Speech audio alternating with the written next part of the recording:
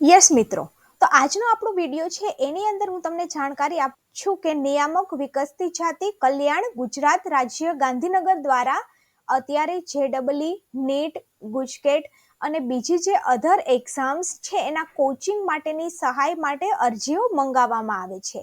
આમાં જે સરકાર છે એ એપ્રોક્સ 20,000 જેટલી સહાય વિદ્યાર્થીઓને પ્રોવાઈડ કરે છે, જેમાં વિદ્યાર્થીઓ અલગ અલગ એક્ઝામની અંદર તાલીમ લેવા માટે કોચિંગ લઈ શકે છે. અને આના માટેની જે અરજી છે એ તમારે ઈ સમાજ કલ્યાણ પોર્ટલ પરથી કરવાની છે. અને આ અરજી છે એ 15 તારીખથી ઓપન થઈ છે અને એની જે છેલ્લી તારીખ છે 15 જાન્યુઆરી છે. તો આ social justice and empowerment department government of ગુજરાતની અંદર તમે જોઈ શકો છો કે ન્યૂઝની અંદર નિયામક વિકસતી જાતિ કલ્યાણ coaching scheme NEET, JEE, IIM, CEPT, IELTS અને TOEFL advertise for the online application for year 2023-24. આ જે નોટિફિકેશન છે એ 14 ડિસેમ્બરના દિવસે જાહેર થયેલી છે અને આની અંદર અરજી કરવાની જે છેલ્લી તારીખ છે એ 15 જાન્યુઆરી છે. આ જે અટેચમેન્ટ છે એની અંદર આખી નોટિફિકેશન આપી છે કે તમને કઈ રીતે સહાય પ્રોવાઈડ કરવામાં આવશે અને શું શું સહાય આપવામાં આવશે. તો આપણે આ નોટિફિકેશનના અમુક પોઈન્ટ્સ છે એ ધ્યાનમાં રાખવાના છે. જેમ કે વર્ષ 2023 અને 24 અંતર્ગત નિયામક વિકસતી જાતિ કલ્યાણ ગુજરાત રાજ્ય ગાંધીનગર દ્વારા નીચે મુજબની 3 કોચિંગ સહાય માટે ઈ સમાજ કલ્યાણ પોર્ટલ મારફતે અરજી કરવાનો સમય જે છે એ 15 જાન્યુઆરી સુધી છે. એટલે કે 15 ડિસેમ્બરથી 15 જાન્યુઆરી સુધી તમે આની અંદર અરજી કરી શકો છો. ત્યારબાદ આની અંદર ટોટલ 3 પ્રકારના કોચિંગ માટે સહાય આપવામાં આવે છે, જેમાં સ્પર્ધાત્મક પરીક્ષા એટલે કે વર્ગ 1, 2 અને 3ની પૂર્વ તૈયારી માટે તાલીમ લેનારા સામાજિક અને શૈક્ષણિક રીતે પછાત વર્ગના તાલીમાર્થીઓને ખાસ પ્રોત્સાહન સહાય. એમને સહાયના મહત્તમ 20,000 રૂપિયા અથવા તો ખરેખર ચૂકવવાની થતી ફી એ બે પૈકીમાંથી જે ઓછું હોય તે મળશે. જો તમારી 20,000થી ઓછી હોય, 15,000 તમારી ફીસ છે તો 15,000 આપે છે, અને જો 20,000થી વધારે હોય છે તો મિનિમમ તમને 20,000 સુધીની આની અંદર સહાય આપવામાં આવે છે. હવે સામાજિક અને શૈક્ષણિક રીતે પછાત વર્ગના તાલીમાર્થીના તથા આર્થિક રીતે પછાત વર્ગના વિદ્યાર્થીઓને નેટ અને જેઈઈ, ગુજકેટ જેવી પરીક્ષાની પૂર્વ તૈયારી માટે કોચિંગ સહાય યોજના સહાયની રકમ 20,000.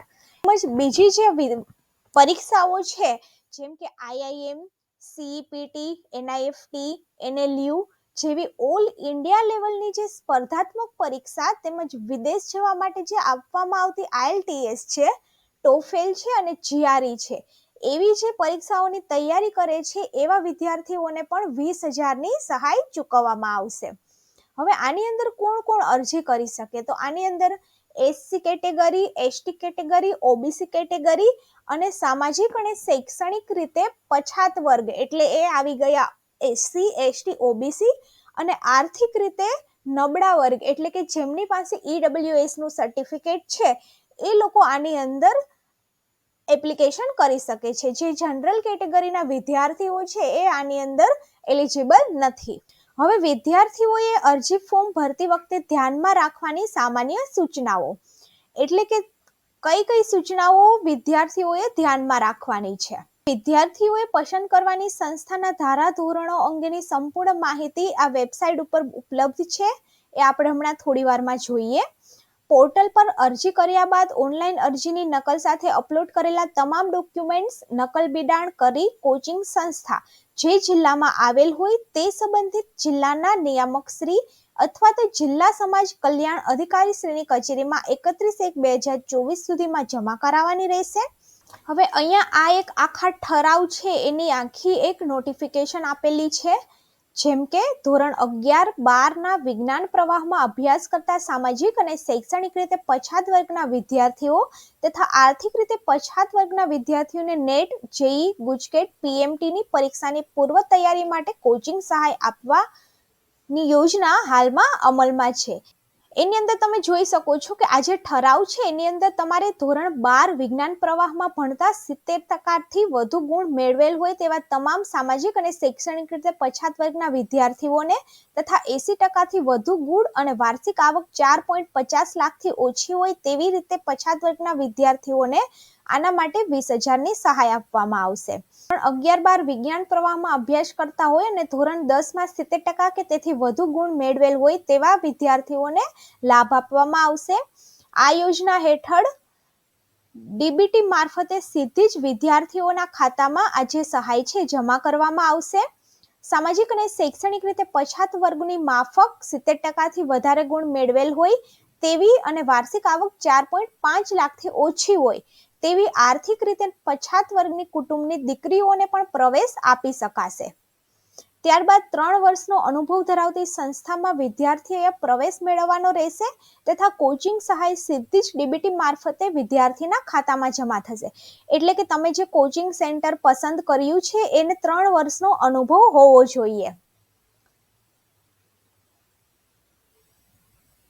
ત્યારબાદ સંસ્થા 3 વર્ષથી વધારે અનુભવ ધરાવતી હોવી જોઈએ.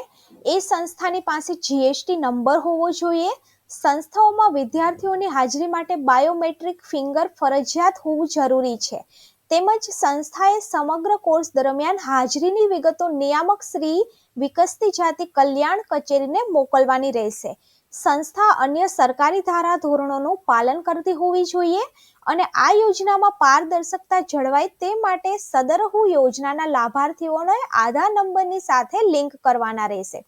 તો આ અમુક ટર્મ્સ એન્ડ કન્ડિશન આપેલી છે. આ જે ટર્મ્સ એન્ડ કન્ડિશન છે એ તમારે વાંચી લેવાની છે, કારણ કે તમે જો એવા કોચિંગ સેન્ટરની અંદર કોચિંગ મેળવો છો કે જે હમણાં જ 6 મહિનાથી બનેલું છે, જેમના પાસે જીએસટી નંબર નથી, જે તમારી બાયોમેટ્રિક મેનેજ નથી કરતા, તો તમે આ યોજનાની અંદર લાભ લેવા પાત્ર થતા નથી.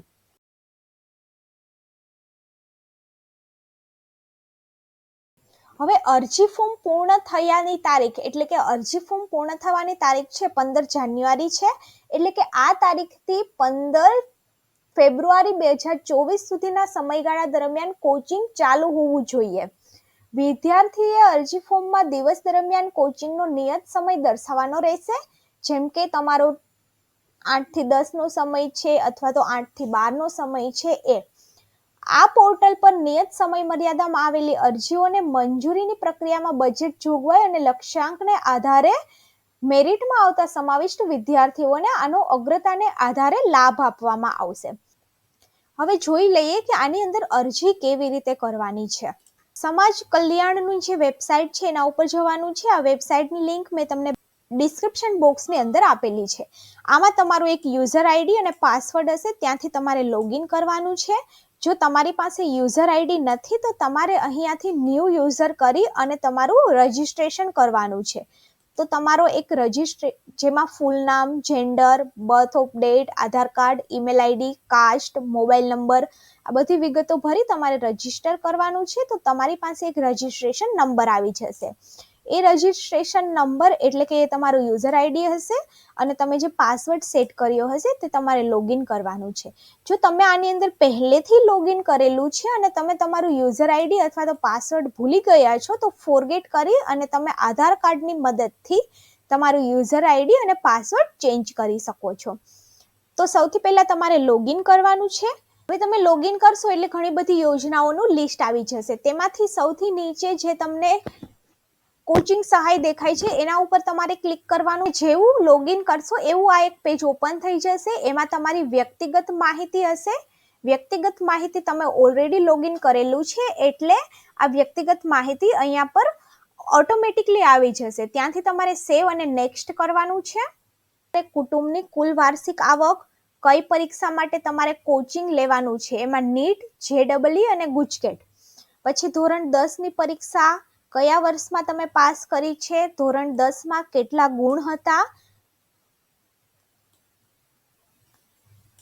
ત્યારબાદ ધોરણ 10 ની અંદર મેળવેલ ટકા, ધોરણ 10 ની પરીક્ષા જે બોર્ડમાંથી પાસ કરી હોય તે બોર્ડનું નામ, હાલ ધોરણ 12 વિજ્ઞાન પ્રવાહમાં જે બોર્ડમાં અભ્યાસ કરતા હોય તે બોર્ડનું નામ, ત્યારબાદ કોચિંગની વિગતોની અંદર તમારે કઈ સંસ્થાની અંદર તમારે કોચિંગ લેવાનું છે, સંસ્થાનું સરનામું, સંસ્થાનો જિલ્લો, ત્યારબાદ તે સંસ્થાનો ફોન નંબર, કોચિંગની ફી, સંસ્થા શરૂ થયાની તારીખ, કોચિંગ શરૂ કર્યાની તારીખ, કોચિંગ પૂર્ણ થયાની તારીખ, કોચિંગનો સમયગાળો, ત્યારબાદ તમારા બેંકની વિગતો અહીંયા પર નાખવાની છે. બેંકનું નામ, IFSC કોડ, શાખાનું નામ અને બેંક એકાઉન્ટ નંબર.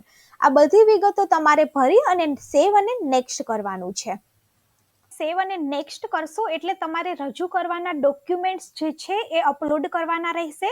આ જે ડોક્યુમેન્ટ્સ છે એમાં અરજદારનો આધાર કાર્ડ, અરજદારની પેટા જાતિ અથવા તો જાતિનો દાખલો, રહેઠાણનો પુરાવો, SSC, HSC અને સ્નાતક અભ્યાસક્રમની માર્કશીટ, ત્યારબાદ બેંક પાસબુકના પ્રથમ પાનાની નકલ, જે સંસ્થામાં અભ્યાસ કરવા માંગતા હોય તે સંસ્થાનું નિયત પ્રમાણપત્ર અને ફીની પહોંચ GST નંબર સાથે. તો આટલા જે ડોક્યુમેન્ટ્સ છે એ તમારે બીજા પોર્શનની અંદર ડોક્યુમેન્ટ્સમાં અટેચ કરવાના રહેશે. ત્યારબાદ આ ફોર્મ સબમિટ કરવાનું રહેશે અને ત્યારબાદ આની પ્રિન્ટ લઈ અને તમારા નજીકના જિલ્લા સેન્ટરની અંદર ઓરિજિનલ ડોક્યુમેન્ટ્સ અને ઝેરોક્સની સાથે તમારે ત્યાં વેરિફિકેશન કરી અને સબમિટ કરવાના રહેશે. એની અંદર તમને વિવિધ JEE, નેટ, ગુજકેટ અને બીજી અલગ અલગ સ્પર્ધાત્મક પરીક્ષા છે એની તૈયારી કરવા માટે 20,000 સુધીની સહાય મળે છે. તો હજુ 1 મહિનાનો ટાઈમ છે, તો તમે આની અંદર અરજી કરો અને જે યોજનાનો લાભ ગવર્મેન્ટ આપે છે તે વધારેમાં વધારે વિદ્યાર્થીઓ આ યોજનાનો લાભ લે. તો દોસ્તો, જો તમે પણ ચેનલની અંદર નવા છો તો ચેનલને સબસ્ક્રાઇબ કરો અને વિડીયોને વધારેમાં વધારે વિદ્યાર્થીઓ સુધી શેર કરો. અને આવી જ નવી નવી માહિતી મેળવવા માટે ગવર્મેન્ટ સાથે ચેનલની જોડે જોડાઓ અને ચેનલને વધારેમાં વધારે સપોર્ટ કરો.